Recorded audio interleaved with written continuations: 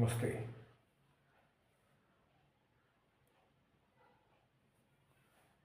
ഇന്ന്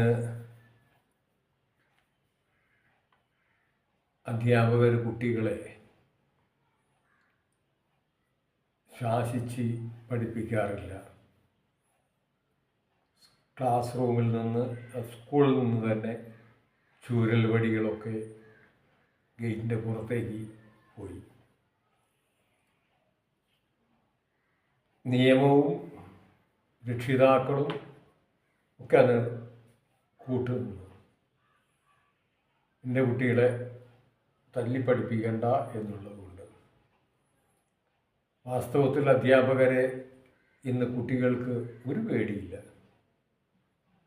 കുട്ടികൾ തോന്നിയതുപോലെ സ്കൂളിൽ ഓടി നടക്കും. അധ്യാപകരാണെങ്കിൽ 1-ാം തീയതി ആവട്ടെ എന്ന് വിചാരിച്ചിരിക്കുകയും ചെയ്യും.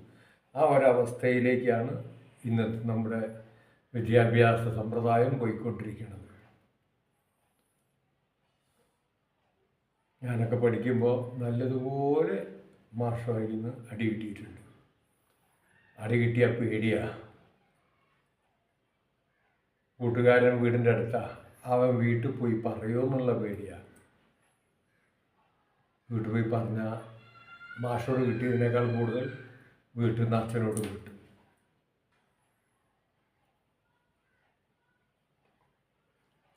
ഇവിടെ ക്ലാസ്സിൽ അധ്യാപകൻ ഇലക്ട്രിസിറ്റിയുടെ പാഠം എടുക്കുകയാണ്.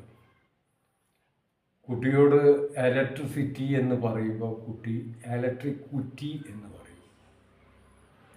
പലതവണ അധ്യാപകൻ പറഞ്ഞു ഇലക്ട്രിസിറ്റി എന്ന്. കുട്ടി അപ്പോഴും ഇലക്ട്രിക് കുറ്റീനെ പറയും. അധ്യാപകൻ ഹെഡ് മാസ്റ്റർ അടുത്ത് വന്നിട്ട് പറഞ്ഞു, മാഷെ കുട്ടി പറഞ്ഞത് കേൾക്കുന്നേ ഇല്ല. ഇലക്ട്രിസിറ്റിയുടെ പാഠം എടുക്കണം. ഇലക്ട്രിസിറ്റി എന്ന് പറയുമ്പോൾ കുട്ടി ഇലക്ട്രിക് കുറ്റി എന്ന് പറയുന്നു. അങ്ങനെയാണ്. നാളെ അവൻ്റെ അച്ഛനോട് എന്നെ ഒന്ന് കാണാൻ പറ, എന്നിട്ട് ക്ലാസ് കയറിയാൽ മതി. അധ്യാപകൻ കുട്ടിയോട് പറഞ്ഞു, നാളെ അച്ഛനെ കുട്ടി വരാൻ പറഞ്ഞിട്ടുണ്ട്, എന്നിട്ട് ക്ലാസ് കയറിയാൽ മതി. കുട്ടി രാവിലെ അധ്യാപകൻ പറഞ്ഞ പ്രകാരം അച്ഛനെയും കൂട്ടി ക്ലാസ്സിൽ വന്നു. പ്രധാന അധ്യാപകൻ്റെ അടുത്ത് പോയി. എന്താ മാഷേ, എൻ്റെ കുട്ടി അങ്ങനത്തെ കുട്ടിയൊന്നുമല്ലോ, അവൻ എന്താ പ്രശ്നം ഉണ്ടാക്കിയത്? അവൻ പ്രശ്നമൊന്നും ഉണ്ടാക്കിയിട്ടില്ല, പറഞ്ഞതനുസരിക്കുന്നില്ല, അതുതന്നെയാണ് പ്രശ്നം. അധ്യാപകൻ ഇലക്ട്രിസിറ്റിയുടെ പാഠം എടുക്കണോ? ഇലക്ട്രിസിറ്റി എന്ന് പറയുമ്പോൾ കുട്ടി അധ്യാപകൻ്റെ മുഖത്ത് നോക്കിയിട്ട് ഇലക്ട്രിക് കുറ്റി എന്ന് പറയും. ഇത് തന്നെയാണ് പ്രശ്നം. എന്താ മാഷ്, അവൻ ചെറിയ കുട്ടിയല്ലേ, അവൻ്റെ കപ്പാക്കുറ്റി നിങ്ങൾ നോക്കണ്ടേ? അത് ശരി. മാഷ് രണ്ടാളും കൂടെ ഒന്ന് മുഖത്തോട് മുഖം നോക്കി. കപ്പാക്കുറ്റിയോ? കപ്പാക്കുറ്റി കപ്പാസിറ്റി നോക്കണ്ടേന്ന് പറഞ്ഞതാ. കപ്പാക്കുറ്റി നോക്കണ്ടേ? തർക്കമില്ല. രണ്ടാളും പോയിക്കൊള്ളാൻ പറഞ്ഞു. കുട്ടി ക്ലാസ്സിലേക്കും പോയി, അച്ഛൻ്റെ ജോലി സ്ഥലത്തേക്കും പോയി.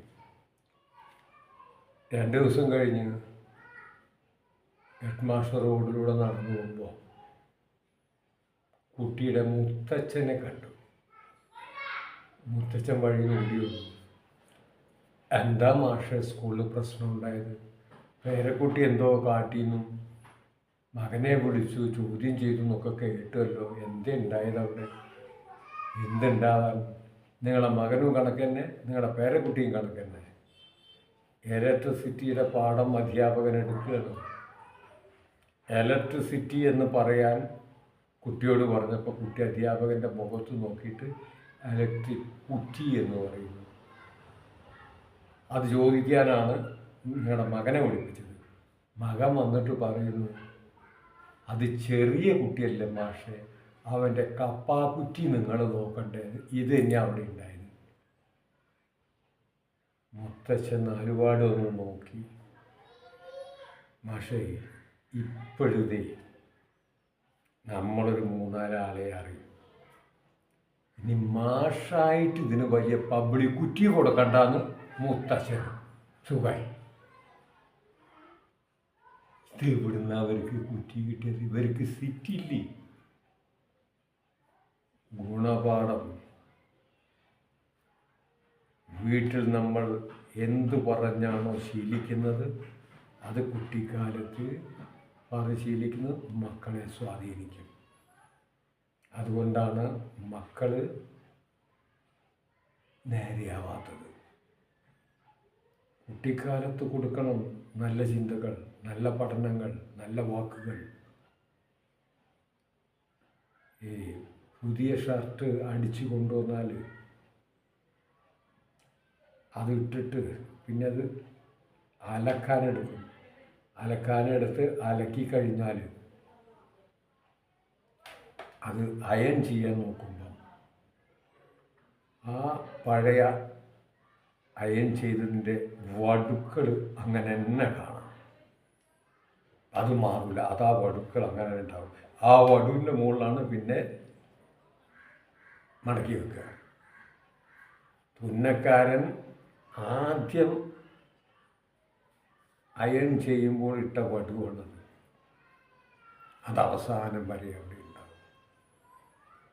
അതുകൊണ്ട് കുട്ടിക്കാലത്ത് നല്ലത് പറഞ്ഞു കൊടുക്കണം മക്കൾക്ക്.